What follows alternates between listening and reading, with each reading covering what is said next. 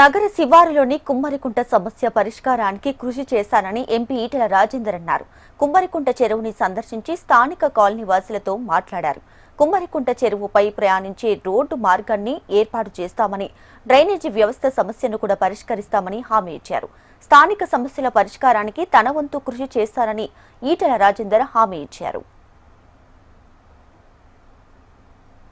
హైదరాబాద్ లో కొత్తగా విస్తరిస్తున్న కాలనీలు గాని బస్తీలలో సమస్యలు చూస్తే గుండె తరక్కపోతుంది. రోడ్లు లేవు, డ్రైనేజ్ వ్యవస్థ లేదు, వర్షాకాలంలో వరదలు వస్తే ఇండ్లు మునిగిపోవడం తప్ప దానికి డ్రైన్ లేవు, కరెంటు కనెక్షన్ చక్కగా లేవు, తాగినీళ్ళ సౌకర్యం చక్కగా లేవు. గత సంవత్సర కాలంగా మేము కొట్టడం కొన్ని సమస్యలు పరిష్కరించడం జరిగింది. ఇవాళ ఈ ఎల్బీ నగర్ నియోజకవర్గంలో హయత్ నగర్ గాని, మన్సూరాబాద్ గాని, అదేవిధంగా ఆ పక్కకు ఉన్నటువంటి మా సురేంద్ర యాదవ్ వాళ్ళ అది కానీ నాగోల్లో మురికి కాలువల, స్టామ్ వాటర్, ఇవన్నీ కూడా సమస్యలు పరిష్కరించుకుంటూ పోతా ఉన్నాం.